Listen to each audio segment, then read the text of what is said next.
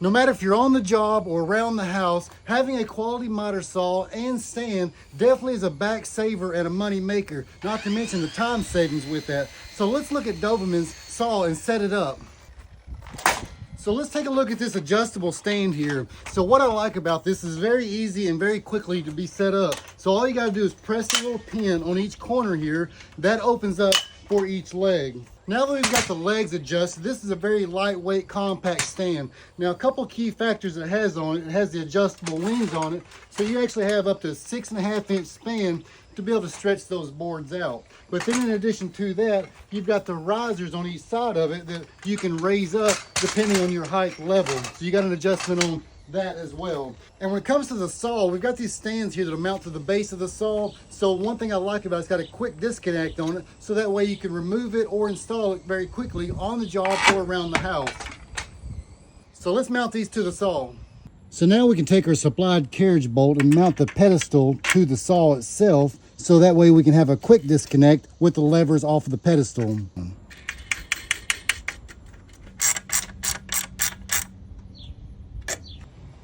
Time is definitely money on the job site, and DOVAMAN came up with the idea of a quick disconnect for a breakdown as well as installation. So you've got your quick disconnects on the base of it. So all you need to do is hook the stand on the back side of it. Once you've locked it in, grab your quick disconnect, set it in place, and you are mounted and ready to roll. So as you can see, we've got the saw mounted to the stand, and this makes it very user-friendly to have these quick disconnects to be able to remove that or install it as needed on the fly. So we talk about the saw itself. This is a DOVAMAN saw, 10-inch, and this right here is a 15-amp motor, and it's got a 2-speed on it with a flip of switch here. So this right here is going to give you a 3,200 R per minute and also 4,500 revolutions per minute. So depending on your speed that you're wanting, this right here is pretty easy to be able to convert over. Now we talk about some of the functions on this. This is a sliding saw here with the compound, and it's on a 45 on the back side of it. So the back side, you can see that you can very easily adjust it, so then you can switch it over to the different degree that you want from 0 to 45 swinging to the left.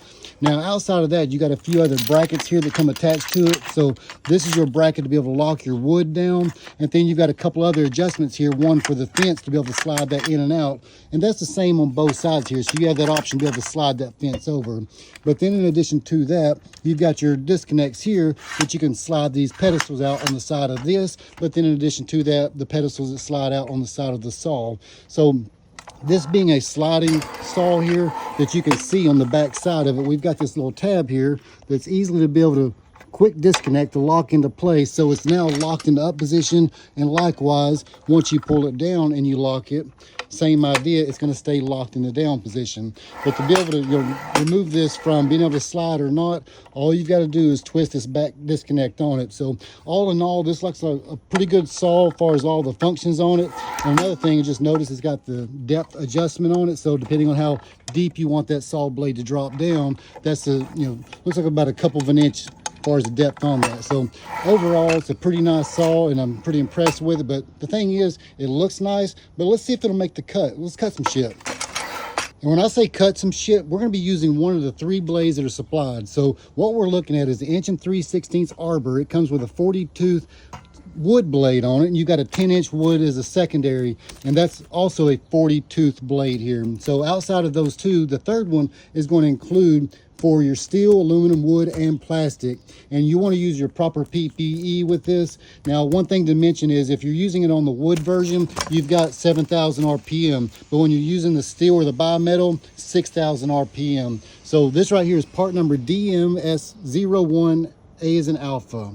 So when it comes to positioning our board, a couple of other factors I like about it. It's got this little swing arm here, the extra finger here basically, that you can slide it around, lock it into place, but then you can tighten your board down so that way it's going to help hold it, and that's going to keep it true in your cut here. It might be difficult to make this out in the sunlight, but it's actually got a laser on it also, so that way you can actually keep an eye on the blade of where you're landing on your cut. So we've got our template here set aside that we'll duplicate, and it's set on 2 45s on left and right. So now that we've got our actual hard board in here, we'll make these 2 cuts to make our very first piece, and we'll maintain using our existing template each time.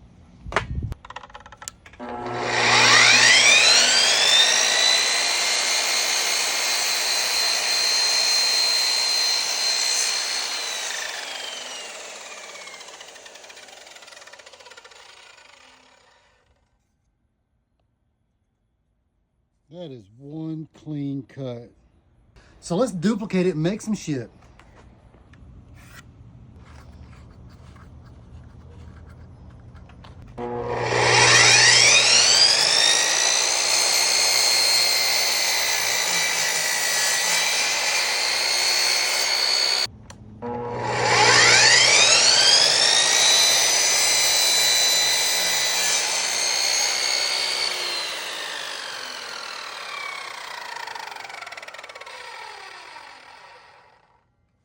So I'm very impressed with the DOVAMAN saw, the stand, as well as the circular saw. So at the end of the day, knowing I'm using this for construction, trim work, using it for metal in the garage, hey, this right here is a very impressive saw. So if you'd like to find more details on it, check the link down below and you will not be disappointed in the DOVAMAN saw and DOVAMAN brand.